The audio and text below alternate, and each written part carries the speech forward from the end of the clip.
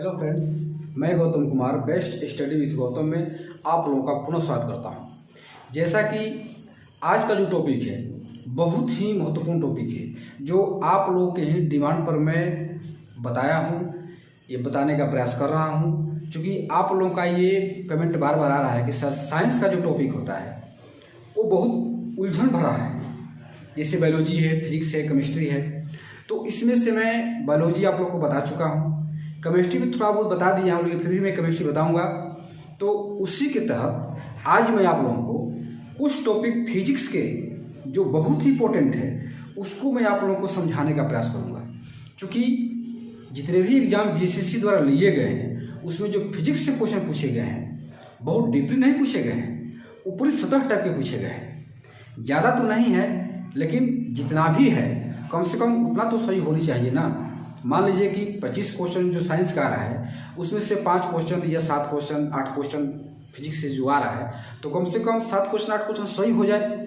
ये कन्फर्म हो जाना चाहिए कि साइंस में जितने भी क्वेश्चन आ रहे हैं 20-25 या 25-26 जो भी क्वेश्चन आ रहे हैं उसमें आप लोग को एक भी क्वेश्चन गलत नहीं होनी चाहिए। क्योंकि जितने भी साइंस के क्वेश्चन पूछे जा रहे हैं वो डीपली नहीं है, केवल ऊपरी सतह से क्वेश्चन पूछे जा रहे हैं। केवल आप लोग को ओवरऑल एक बार सरसरी निगाह से जितने भी टॉपिक हैं इंपॉर्टेंट उसको एक बार देख लेना है। तो उसी के तहत मैं आज आप लोगों को फिजिक्स के कुछ टॉपिक जो बहुत ही इंपॉर्टेंट है उसको मैं आप लोगों को समझाने का प्रयास करूंगा। तो चलिए चलते हैं, देखते हैं कौन कौन से टॉपिक है जहां पर आप लोगों को कन्फ्यूजन होता है। हमको पता है कि आप लोग 75 जो जीके जिसका क्वेश्चन है सेट मारते होंगे, तो 75 में 50 क्वेश्चन या 50 के इर्द गिर्द क्वेश्चन सही होते होंगे। तो मेरा ये प्रयास है कि वहां से ऊपर उठ करके 50 से आगे बढ़ते हुए कम से कम 70 तक आप लोग जाए। 50 तो आप लोग सही कर ही रहे होंगे, लेकिन 50 से 70 तक जाना है आप लोगों को। तो जहां जहां कन्फ्यूजन हो रहा है आप लोग क्वेश्चन में, उस क्वेश्चन को मैं बताने का प्रयास कर रहा हूं। तो चलिए चलते हैं, देखते हैं कौन सा टॉपिक है।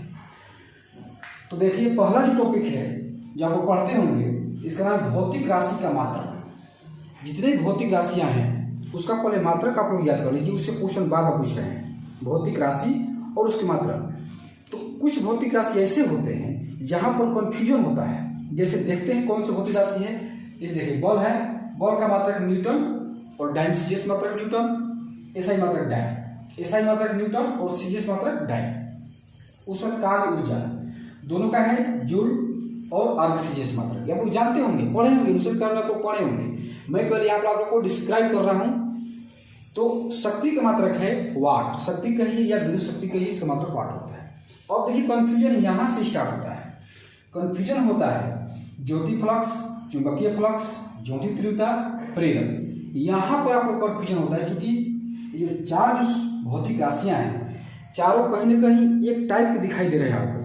देखिए, जैसे ज्योति फ्लक्स है, फिर चुंबकीय फ्लक्स है, तो ज्योति फ्लक्स का ल्यूमेन, चुंबकीय फ्लक्स का वेबर, ज्योति तीव्रता का कैंडिला और प्रेरक का हेनरी। यहाँ पर आप लोग कंफ्यूजन दूर हो गया होगा। अब दूसरा टॉपिक चलते हैं। यहाँ पर ये क्वेश्चन बार बार यहाँ से पूछते हैं, रिपीट होते हैं क्वेश्चन।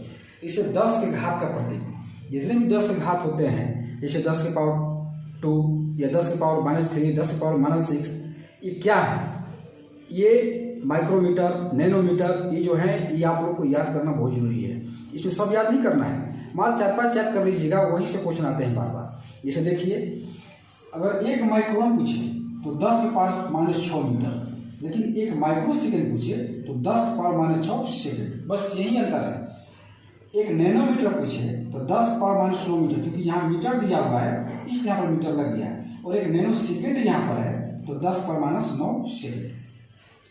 पिकोमीटर तो 10 के पावर -12 मीटर, पिको सेकेंड तो 10 के पावर -10, 10 के पावर -12 सेकेंड। और एक एक्स्ट्रा में एक एंगस्ट्रम इक्वल टू 10 के पावर -10 मीटर। बस इतना ही आप लोग याद रखिए। इसी में से अगर 10 के घात से क्वेश्चन आ रहे हैं तो इसी में से क्वेश्चन आएंगे। उसके बाद थर्ड जो पॉइंट है, ऊर्जा रूपांतरित करने वाले उपकरण। बहुत सारे उपकरण हैं, उन सारे उपकरणों का आप लोग को ज्यादा नहीं है, 7-8 उपकरण है। मैं यहाँ पर केवल 4 उपकरण लिखा हूँ, और उपकरण जो है आप लोग को उसको भी याद कर लीजिएगा, क्योंकि सारे के सारे इंपॉर्टेंट है। तो यहाँ पर देखिए क्या कंफ्यूजन होता है। एक डायनेमो है जो उपकरण है, आप लोग सुने होंगे डायनेमो, वो यांत्रिक ऊर्जा को विद्युत ऊर्जा में रूपांतरित करता है, यांत्रिक को विद्युत में। और वहीं पर विद्युत मोटर क्या करता है, विद्युत ऊर्जा को यांत्रिक ऊर्जा में, दोनों अपोजिट है, ये यांत्रिक से विद्युत, ये विद्युत से यांत्रिक। अब देखिए माइक्रोफोन, माइक्रोफोन क्या है, ध्वनि से विद्युत, और लाउड स्पीकर क्या है, विद्युत से ध्वनि। मतलब लाउड स्पीकर का मतलब ये हुआ कि लाउड स्पीकर का अंतिम उत्पाद क्या है, ध्वनि है, क्योंकि लाउड स्पीकर से अंतिम बात तो ध्वनि सुनाई देती है, अंदर क्या प्रतिक्रिया हो रही है उसके बाद अलग है, लेकिन अंतिम बात तो ध्वनि सुनाई देती है। तो विद्युत से ही ध्वनि, विद्युत से ध्वनि, ये लाउड स्पीकर है। तो इस तरह से यहाँ पर कन्फ्यूजन होता है, क्योंकि दोनों शब्द एक दूसरे के पूरक हैं, इसलिए यहाँ पर कन्फ्यूजन होता है। तो आप लोग कन्फ्यूजन यहाँ पर दूर हो गया होगा। और इसके अलावे भी जो और है उपकरण, ऊर्जा का रूपांतरित करने वाला उपकरण, उसको भी आप लोग को याद करना होगा। तो चलिए चलते हैं अगला पॉइंट, यह है कार्य, ऊर्जा तथा शक्ति। ये भी बहुत इंपॉर्टेंट टॉपिक है, से यहाँ से क्वेश्चन बार बार पूछे गए हैं। तो देखते हैं इसमें क्या इंपॉर्टेंट है। इसे इसमें इंपॉर्टेंट होता है कि मात्रक पूछता है। एक तो यहाँ पर मात्रक देख लिया आप लोग, कार्य ऊर्जा का जूल या अर्ग, शक्ति का वाट। इसके अलावा भी इसका मात्रक है। देखिए कार्य और ऊर्जा का मात्रक क्या है, वाट सेकंड यानी WS, वाट घंटा WH, किलो वाट घंटा kWh, ये है कार्य ऊर्जा का मात्रक। और यहीं पर शक्ति का मात्रक watt, kilowatt, megawatt, MW, horse power, HP। ये क्वेश्चन पूछा है, ऐसा क्वेश्चन कई बार पूछ चुका है। क्योंकि इसमें देखिए कितना कंफ्यूजन है, यहाँ भी वाट घंटा है, यहाँ भी देखिए वाट है, वाट है, वाट है, सब में वाट लगा हुआ है। लेकिन अंतर क्या है, जब कार्य ऊर्जा में जाएंगे तो इसमें क्या है, समय लगा हुआ है, समय का मात्रक लगा हुआ है लास्ट में। जैसे देखिए सेकंड है, घंटा है, घंटा है, मतलब वाट सेकंड तो सेकंड है, वाट घंटा तो घंटा है, किलोवाट घंटा तो यहाँ घंटा है। मतलब समय का मात्रक लगा हुआ है। अगर समय का मात्रक लगा हो तो कार्य और ऊर्जा का मात्रक हो जाएगा। लेकिन जिसमें अगर समय का मात्रक नहीं लगा हो लास्ट में, ये देखिए वाट, इसमें कोई समय नहीं है, किलोवाट समय नहीं है, मेगावाट समय नहीं है, हॉर्स पावर समय नहीं है। तो जिसके मात्रक के एंड में अगर कोई भी समय का मात्रक नहीं लगा हो तो शक्ति का मात्रक है, और जिसमें समय का मात्रक लगा हो तो कार्य और ऊर्जा का मात्रक है। जैसे यहाँ पर आप लोगों ने देखा। उसके बाद चलते हैं यहाँ पर, थोड़ा सा इसको समझते हैं क्योंकि यहाँ से क्वेश्चन पूछते हैं। तो देखिए 1 वाट सेकेंड इक्वल टू, यहाँ पर देखिए वाट सेकेंड, तो 1 watt second equal to 1 joule होता है। 1 वाट घंटा इक्वल टू 3600 जूल होता है। और 1 किलोवाट घंटा इक्वल टू, तो 1 वाट घंटा 3600, तो 1 किलोवाट, 1 किलो मतलब 1000, तो 3600 गुणे 1000 जूल। इसको हम कन्वर्ट करेंगे तो 3.6 गुणे 10⁻6 जूल। ये पूछता है क्वेश्चन कि 1 किलोवाट घंटा इक्वल टू 3.6 10⁻6 जूल। अब थोड़ा सा एक और पॉइंट है, एक अश्व शक्ति, अश्व शक्ति क्या है, हॉर्स पावर HP, एक अश्व शक्ति बराबर होता है 746 वाट। ये क्वेश्चन पूछ चुका है CGL में। उसके बाद 1 kilowatt equal to 1000 watt, 1 megawatt equal to 10⁻6 watt. ये कुछ आंकड़े हैं जो मैथमेटिकल है और यहाँ से क्वेश्चन पूछते हैं, इसलिए इस आंकड़ों को आप लोगों को याद रखना पड़ेगा। अब चलते हैं अगला पॉइंट, क्या है सरल आवर्त गति। इसमें क्वेश्चन बहुत ही कंफ्यूजिंग बनते हैं। जैसे देखिए कैसे क्वेश्चन बनते हैं, पहले इसका सूत्र देख लेते हैं क्या है। इसका सूत्र है आवर्त काल T equal to 2πL/G, 2πL/G under root. G क्या है, गुरुत्वीय त्वरण है। G का मान 9.8 मीटर पर सेकेंड स्क्वायर।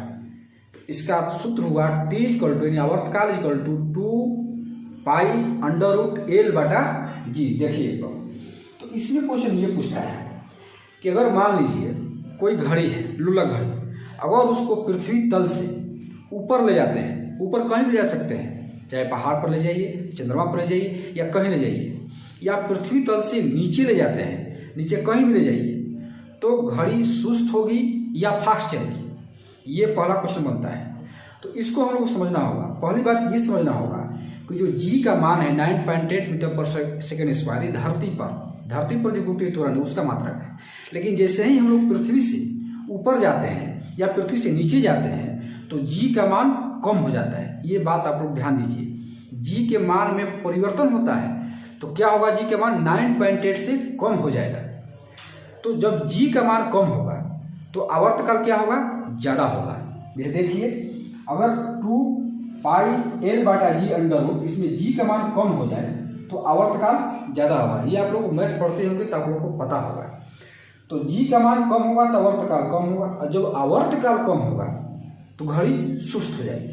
इस बात को आप लोग ध्यान से देखिए, जब आवर्तकाल कम होगा तो घड़ी क्या होगी, सुस्त हो जाएगी। इसलिए अगर किसी भी दोलन घड़ी को चंद्रमा को ले जाते हैं तो घड़ी सुस्त चलेगी, फास्ट नहीं चलेगी, सुस्त चलेगी। क्वेश्चन पूछ चुका है सीजीएल में, आप लोग क्वेश्चन में निकाल कर देखिएगा, इसलिए मैं आप लोगों को सूत्र के द्वारा बताने का प्रयास कर रहा हूँ। तो ये हो गया आवर्तकाल 2 पाई एल बटा जी, आप लोग याद कर लीजिएगा इसको।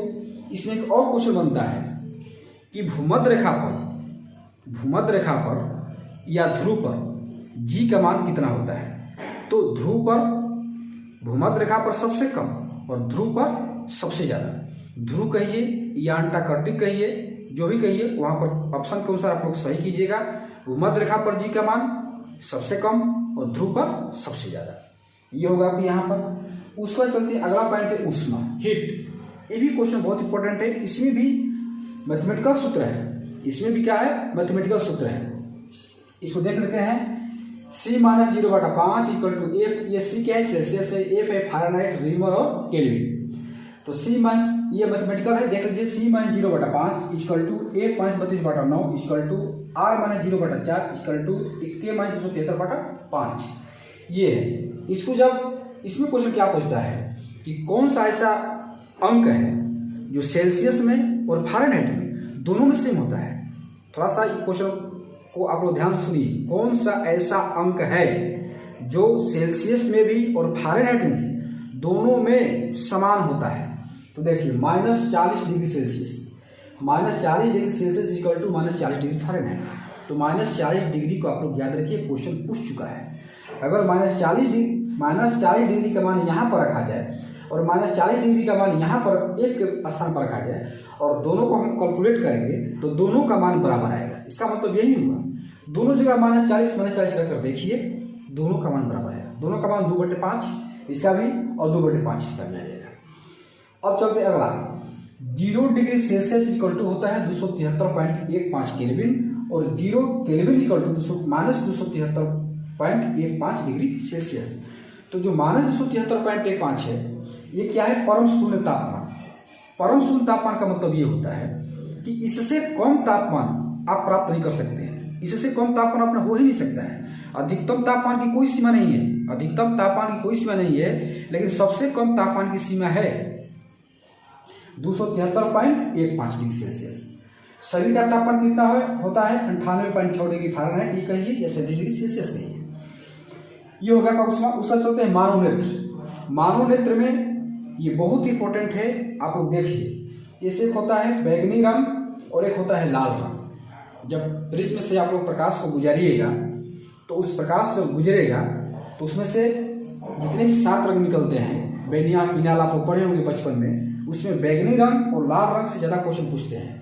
तो देखिए यहाँ पर विक्षेपण है, अपवर्तनांक है, चाल है, तरंगदैर्घ्य है, प्रकीर्णन है। बैगनी रंग का विक्षेपण सबसे ज़्यादा, यहाँ ज़्यादा लिखा हुआ है और यहाँ कम लिखा हुआ है। तो जहाँ पर ज़्यादा लिखा हुआ है उसको समझिए कि सबसे ज़्यादा, और जहाँ पर कम लिखा हुआ है उसको समझिए सबसे कम। तो बैगनी हुआ, इसका विक्षेपण सबसे ज़्यादा और लाल का विक्षेपण सबसे कम। बैगनी का अपवर्तनांक सबसे ज़्यादा, लाल का अपवर्तनांक सबसे कम।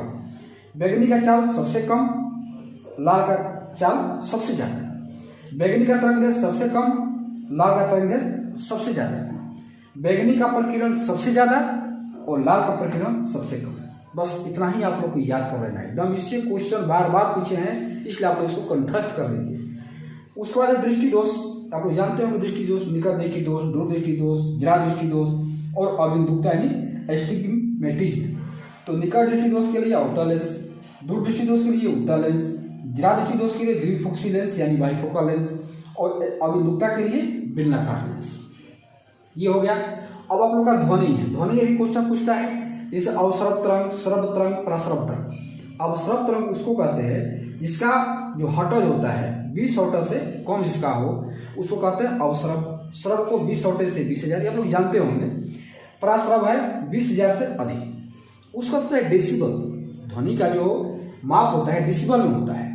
तो डेसिबल को यहाँ पर मैं लिख दिया हूँ। समान बातचीत जो होती है वो हम लोग 40 डेसिबल के तहत बात करते हैं। जो समान बातचीत 40 डेसिबल, अगर 40 डेसिबल ऑप्शन में नहीं रहे तो 30 या 60 अगर दिया रहे, 30 और 60 के बीच में कोई भी अंक, तो उसमें सही कर सकते हैं। उस ट्रक या ट्रैक्टर का जो आवाज़ होता है डेसिबल में, वो कितना होता है 90 डेसिबल, मोटरसाइकिल का 110 डेसिबल, जेट विमान का 120 डेसिबल और मिसाइल का सबसे ज़्यादा 180 डेसिबल होता है।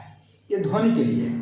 उसके बाद अंतिम जो चैप्टर है प्रकाश, ये बहुत ही इंपॉर्टेंट चैप्टर है। इसको आप लोग बहुत ही बारीकी से अध्ययन कीजिएगा। चूँकि यहाँ पर बोर्ड छोटा है इसलिए मैं यहाँ इसके बारे में नहीं लिख पाया हूँ, लेकिन आप लोग इसको इग्नोर मत कीजिए, इसको आप लोग बारीकी से अध्ययन कीजिएगा।